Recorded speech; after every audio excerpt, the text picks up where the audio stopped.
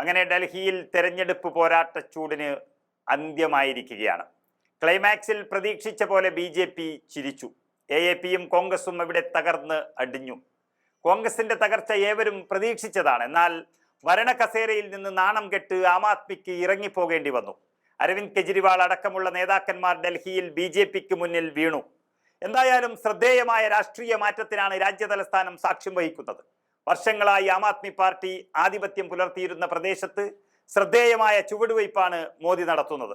ഡൽഹിയിൽ 27 വർഷം അധികാരത്തിന് പുറത്തുനിന്ന BJP ഇത്രയും വലിയ വിജയം നേടിയത് എങ്ങനെയാണ് എന്ന പരിശോധനകൾ നടക്കുന്നുണ്ട്. ആം ആദ്മി നേതാക്കൾക്കെതിരായ അഴിമതി ആരോപണങ്ങൾ, യമുനാ നദിയുടെ ഖേദകരമായ അവസ്ഥ, വിവാദ മദ്യനയം തുടങ്ങി ജനങ്ങളെ ബാധിക്കുന്ന വിഷയങ്ങളിൽ ശ്രദ്ധ കേന്ദ്രീകരിച്ച് സൂക്ഷ്മമായി മെനഞ്ഞെടുത്ത രാഷ്ട്രീയ തന്ത്രമാണ് നിലവിലെ വിജയത്തിന്റെ പ്രധാന കാരണമെന്ന് നമുക്ക് കാണാൻ സാധിക്കും. BJPയുടെ പ്രാദേശിക തലത്തിലേക്കുള്ള ഇടപെടൽ, പ്രത്യേകിച്ച് മുസ്ലിം വോട്ടർമാരുമായി ബന്ധപ്പെടാനുള്ള ശ്രമങ്ങൾ അവരുടെ വിജയത്തിൽ നിർണായകമായ പങ്കുവഹിച്ചിട്ടുണ്ട്. അതേസമയം പ്രധാനപ്പെട്ട വിഷയങ്ങൾ കൈകാര്യം ചെയ്യാൻ ആം ആദ്മി പാർട്ടി പാടുപെടുകയും മധ്യവർഗത്തിന്റെ പിന്തുണ നഷ്ടപ്പെടുകയും ചെയ്തതോടെ അവരുടെ തകർച്ച അവിടെ പൂർണ്ണമായി. അരവിന്ദ് കെജ്രിവാൾ, മനീഷ് സിസോദിയ തുടങ്ങിയ മുൻനിര AAP നേതാക്കളുടെ പരാജയം ഡൽഹിയിലെ രാഷ്ട്രീയ സമവാക്യത്തിനെ മാറ്റിയെഴുതുന്നതാണ്. ഡൽഹി തെരഞ്ഞെടുപ്പിനുള്ള BJPയുടെ തന്ത്രം വോട്ടെടുപ്പിന് ഏകദേശം 18 മാസം മുമ്പാണ് ആരംഭിച്ചത്.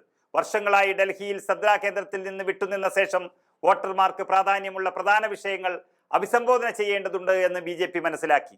അവരുടെ പദ്ധതിയുടെ ഒരു പ്രധാന ഭാഗം ഭരണത്തിലെ AAPയുടെ പരാജയങ്ങളിലും അഴിമതി ആരോപണങ്ങളിലും ശ്രദ്ധ കേന്ദ്രീകരിക്കുക എന്നതായിരുന്നു. മദ്യ അഴിമതി പോലുള്ള അഴിമതികൾ നേരിട്ട അരവിന്ദ് കെജ്രിവാൾ, മനീഷ് സിസോദിയ തുടങ്ങിയ നേതാക്കളെ ലക്ഷ്യമിട്ടുകൊണ്ട് ഈ വിഷയങ്ങൾ തുറന്നുകാട്ടാനാണ് BJP ശ്രമിച്ചത്. അതിലവർ പൂർണ്ണമായും വിജയിച്ചു എന്ന് തന്നെ പറയാം. നല്ല ഭരണം സംബന്ധിച്ച് നൽകിയ വാഗ്ദാനങ്ങൾ ആം ആദ്മി പാർട്ടി പാലിച്ചില്ലെന്ന് ജനങ്ങളെ ബോധ്യപ്പെടുത്താൻ BJPക്ക് സാധിച്ചു. അഴിമതി, കാര്യക്ഷമമില്ലായ്മ, ദൈനംദിന പ്രശ്നങ്ങൾ പരിഹരിക്കുന്നതിലെ ആം ആദ്മി പാർട്ടിയുടെ പരാജയം എന്നിവയിൽ BJP കൂടുതൽ ശ്രദ്ധ നൽകി. മലിനമായ യമുനാ നദി, മലിനീകരണം, മോശം അടിസ്ഥാന സൗകര്യങ്ങൾ തുടങ്ങിയ വിഷയങ്ങളിൽ AAP വാക്കുപാലിച്ചില്ലെന്ന് BJP ആരോപണങ്ങൾ ഉയർത്തി അത് ശരിവെക്കുന്ന രീതിയിലേക്ക് കാര്യങ്ങൾ നീങ്ങി. ഈ വിഷയങ്ങൾക്ക് പുറമെ ചെറുതും എന്നാൽ സ്വാധീനം ചെലുത്തുന്നതുമായ പ്രാദേശിക പ്രശ്നങ്ങളിലും BJP ശ്രദ്ധ കേന്ദ്രീകരിച്ചു.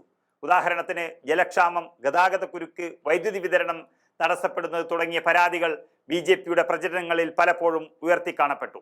ഈ പ്രകടമായ ദൈനംദിന പ്രശ്നങ്ങൾ ഡൽഹി നിവാസികളെ വളരെയധികം സ്വാധീനിച്ചു എന്ന് തന്നെ പറയാം. എല്ലാത്തിനും പുറമെ BJPയുടെ പ്രത്യയശാസ്ത്ര രക്ഷിതാവായ RSS ഡൽഹി തെരഞ്ഞെടുപ്പിൽ നിർണായക പങ്കുവഹിച്ചത് അവർക്ക് വലിയ നേട്ടമായി.